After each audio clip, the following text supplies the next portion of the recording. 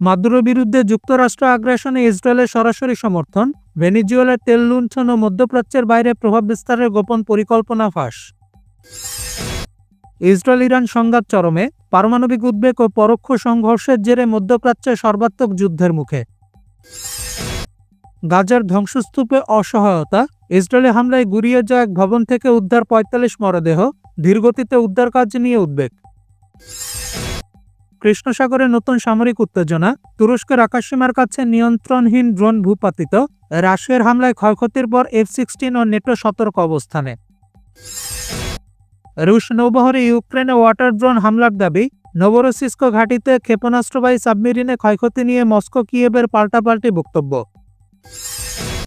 ইরানের পরমাণু চুক্তিতে ইউরোপের শত্রুতাপূর্ণ অবস্থান কূটনৈতিক কলঙ্ক, পশ্চিমা দেশগুলোর প্রতারক আচরণ নিয়ে মুখ খুললেন রুশ পররাষ্ট্রমন্ত্রী ল্যাভরভ। এবং অস্ট্রেলিয়ার বন্ডি বিচে হানুক্কা উৎসবে ভয়াবহ হামলা, বাবা ছেলের হামলায় ১৫ জন নিহত, ব্যবহৃত ভারতীয় পাসপোর্ট ও ISIL সংযোগ নিয়ে তদন্ত।